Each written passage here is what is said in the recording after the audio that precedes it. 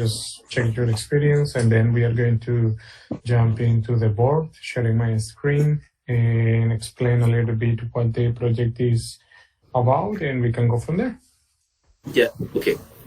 Cool. So my name is Oscar Thiện.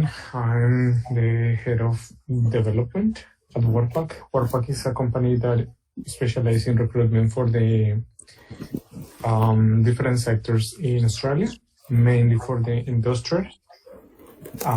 At this stage, we are looking for like a developer that can help us to deliver one of the projects that we need for the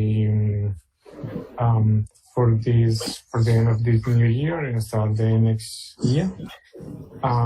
So we are looking for a candidate that can help us to obtain data in real time, change data changes, and be processed in an event-driven architecture. So yeah, this is us. I will go and pass to you. So you tell me a little bit of your experience and what you have done around event-driven architecture, as your experience, and we can then jump into the sharing session. Okay, hello Oscar. Okay, at first I want to say thank you for giving me the opportunity to join an interview with the Waterpark company.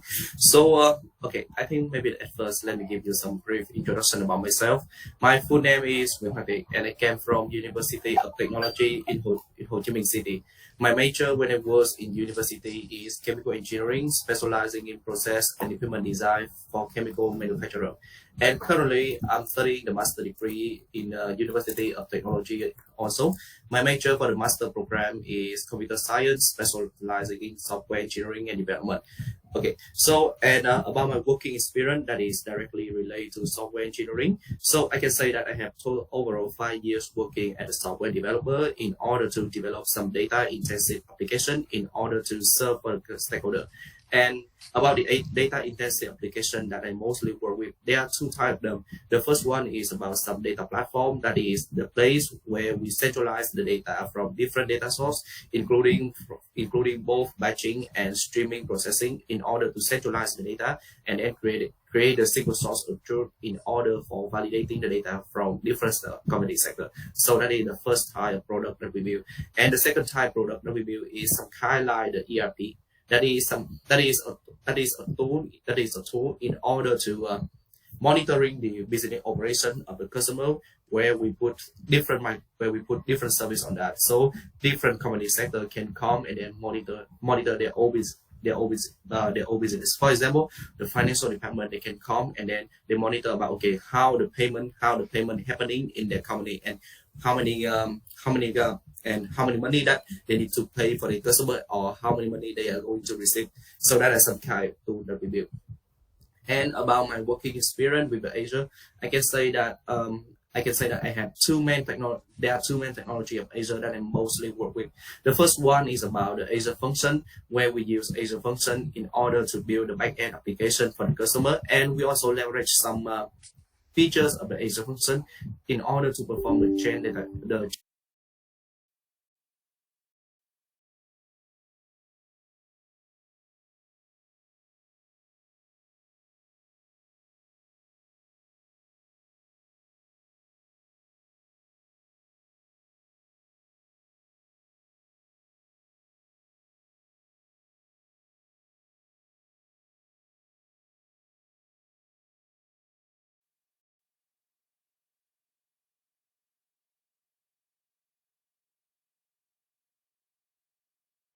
About the event-driven architecture, I can say that in some of my project where they apply the event-driven architecture, my main responsibility is mostly to develop some application that I will consume the data from the message queue. Sometimes it can be the RabbitMQ, sometimes it can be the Kafka topic.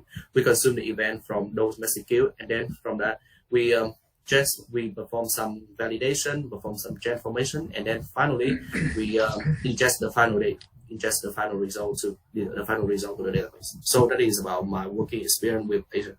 About the CI/CD, I also have some working experience with the CI/CD, especially in setting up the GitHub action in order to perform the CI, in order to for automatically perform the CI, every when there is the pull request or the merge, the pull request to the dev branch. So that is some kind of my working experience. Okay. Can I ask you which languages do you use in order to do this transformation? About the programming language, I can say that I have a wide range of working experience with different kind of programming language.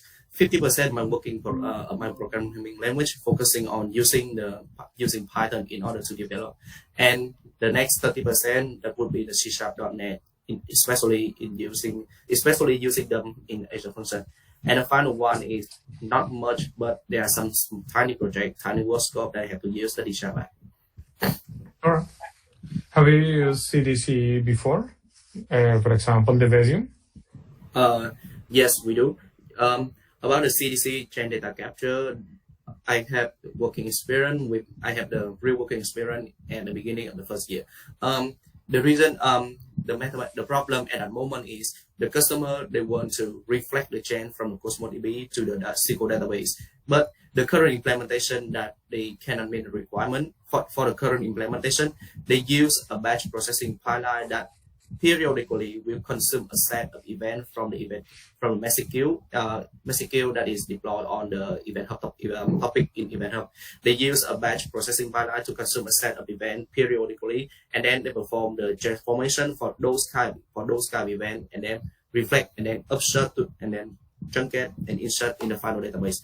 However, that kind of implementation, it has one limitation. That is, everywhere there is a downtime in the batch processing pipeline. So every change occurring during the downtime, it cannot be reflected. It just reflects the latest status of those records in the upstream database. So at that moment, we implement the chain data capture the theory. The thing we do is we leverage the chain feed processor of Azure Function with the .NET. With the .NET, we leverage that interface, and then we put the listener on some collection in the upstream database, and from that, everywhere there is the change on those collections, so we will real time reflect the change to the downstream database. So that's how we implement the CDC. About the typical flow, I can say that it is quite simple when we implement. Mm-hmm. For example, we have the listener listen to the collection A, the user profile collection. So everywhere there is a change in the user profile. So instead of waiting for a fixed amount of time in order to reflect the change, so the listener will capture the change, and then based on the time event, for example, we delete immediately in the database. And if we update, so we will update immediately in the database. So that's how we implement it. Yeah, okay, makes sense. How do you mentioned that you use CI/CD pipeline. Do you use Azure DevOps, or do you use GitHub, or do you use GitLab, or which tool do you use? For the CI/CD, if we talk about setting up, so I'm more on the GitHub action. So if we talk about using, so I use on the GitLab. It means that in one project that the customer already implement the CI/CD in, for example, like link checking, like formatting, something like that. So, but they deploy on the GitLab action, and then I just following that time. But in one of my projects, they do not set up the CI/CD. So I propose to them the idea in order to set up the CI/CD process via the GitHub action. So everywhere the developer they push the chain to the repository, the CI will run. So it will check whether the test coverage is matched, whether the static type checking is matched, whether the link checking is matched, some check like that. And then if all of them are passed, so the pull request will be marked as valid in order to merge to the target branch. Okay. Right, got it. No, I think obviously you have covered quite a lot of topics that I want to discuss with you. So let me just share my screen for a moment. However, as you described, this is pretty much how we are planning to ingest the data. So can you sorry, see my screen? can you? Yeah, I can see it, but can you zoom in a little bit because it's Sure. a little bit small for us. Yeah, exactly. Yeah, give me a second. All right. So that's. Can you see my screen? Fine. Yeah, I can see it now. Okay, perfect. So we are running the Vesion. As you mentioned, there is changes from the database. Those events are going to be published into multiple data streams. So we are going to use Event Hub. At the other end of those data streams, there are going to be some computing that we are going to start to understand those changes, and we are going to put those changes into the database in order to group them into different domains. So for example, what I mean by that is like candidate and job, they are domains, and those changes are coming from specific things. For example, the candidate will contain the job applicant parse, the parse CV and the attribute. At the other end, we are going to have the job service that is going to obtain multiple data streams. So basically, they are going to listen. So this is a C# code. It doesn't exist today, so we need to create it. And we are going to store the information in a database. So after that, what we're going to do is we are going to push the changes into another data stream. And the reason is because there is going to be listening for two places. So this data service data stream or this job services data stream. The reason is because this profile enrichment that it doesn't exist today and is going to be in C# is going to listen and understand those changes. And in base of those changes is going to have like a reaction. So on the right side, we are going to have one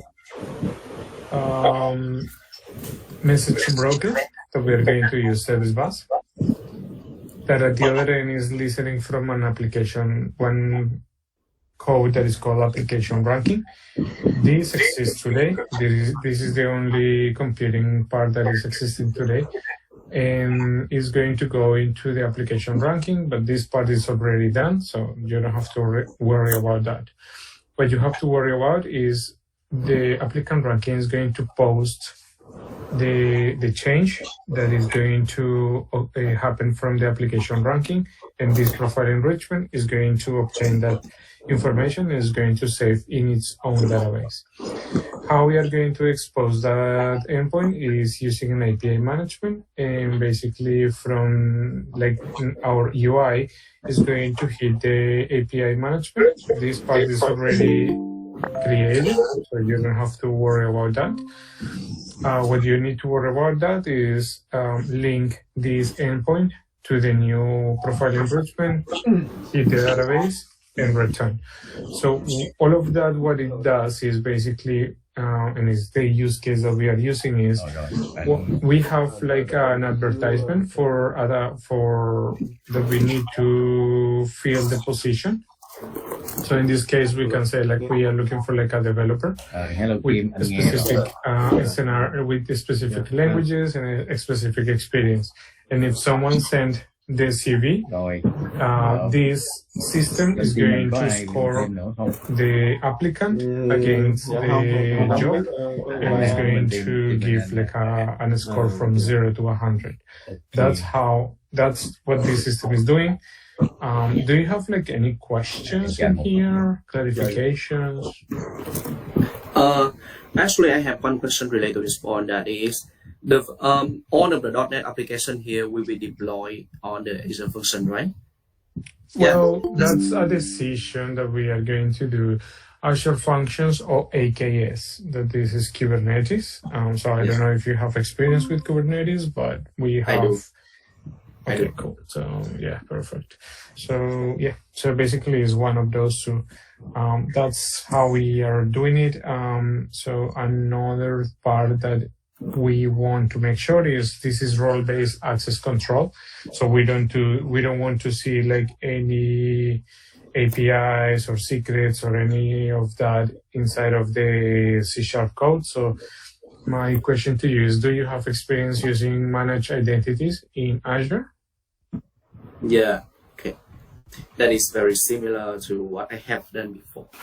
Actually, we also use the Azure function in order to deploy some streaming application or for performing both type of mission. The first one is for the CDC, and the second one is for the streaming transformation.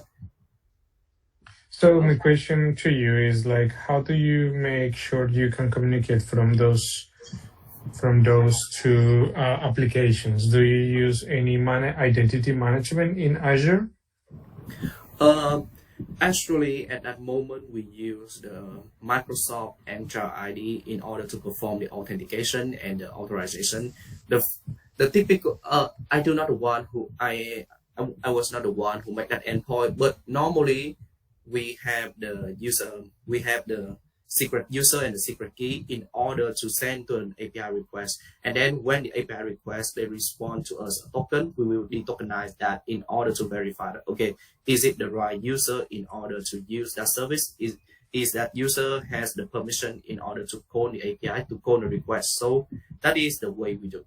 We send from the authentication, from the login context, from the authentication context, especially we pass it via the dependency injection. So we will use the secret user and the username and password that is already tokenized. Then we send it to the API, to the authentication API. The authentication API will respond to a token, we de-tokenize it, and then we clarify that, okay, is that the right user to call the API? So that is how we implement.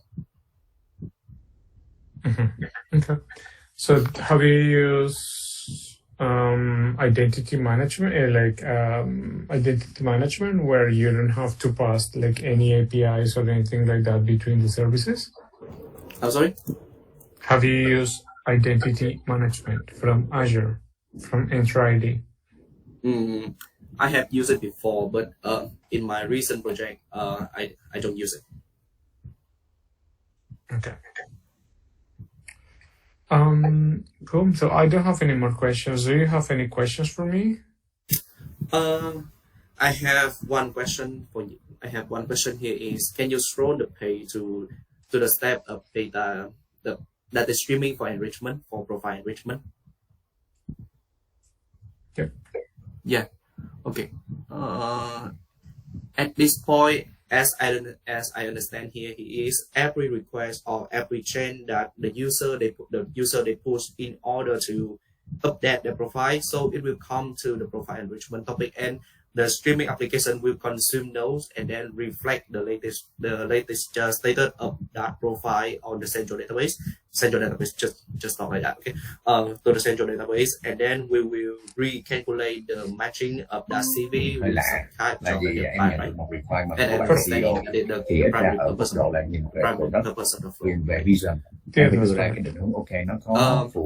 I want to ask at this point here is the streaming that implementing here, the real streaming, it means that the chain count will be processed immediately, and then it will be reflected immediately in the central database, or we will push it in a basic queue, and then we have a short batch processing in order to consume a set of change, and then we reflect them as a set of change to the central database. So for the processing, for the synchronous processing, we are thinking using data streaming, because it could be one or many consumers interested in the changes, for example, from this candidate service. So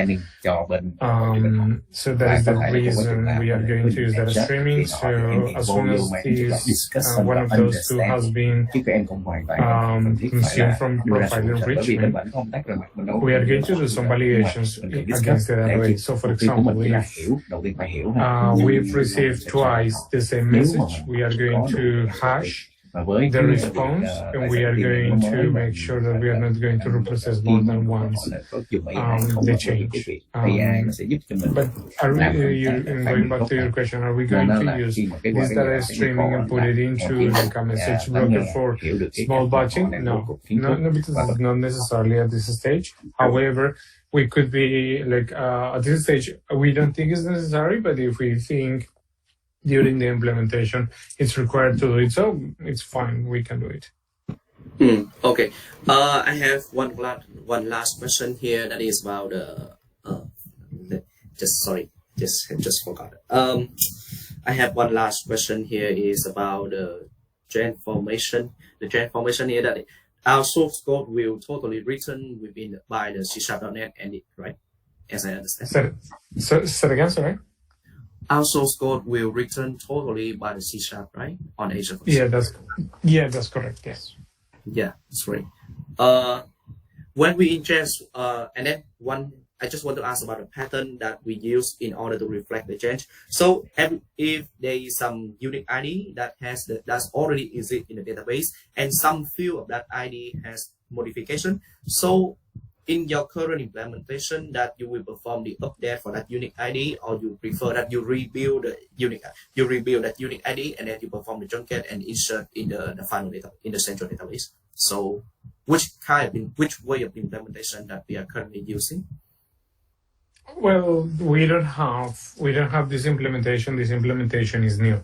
So what we are thinking is, if I understood your question correctly, is you're talking about the profile enrichment database if we are going to create a new ID? No. My question here is when the profile is enriched in the target database. So actually you guys plan to perform the upsert operation or junket and insert operation? Tự do đó là tự phát ha. Thì cái đó là một cái issue mà you said that we are going to perform which operation? Sorry again. Upsert, update and insert. Upsert. Yeah. We are not going to. We are going to use. We are going to use only inserts, and we are going to make sure that we have all the changes. So we don't have update or upserts, because this is going to change the log. It's going to change the logic of what is going to happen. So we want to maintain the history or the trail for the changes. Yeah. Okay. So yeah, I'm done from my side. I do not have any more questions. Cool, perfect. So I don't have any more questions either. If you happen to remember any questions or whatever, please send it to the recruiter, and he's going to pass the questions to me, and I will be happy to reply to you. Yeah. Okay. Thank you. Thank you very much for your time. I really appreciate it. Yes. Merry Christmas soon. Thank you very much. Yeah. Thank you very much. Bye bye. See you, man. Bye.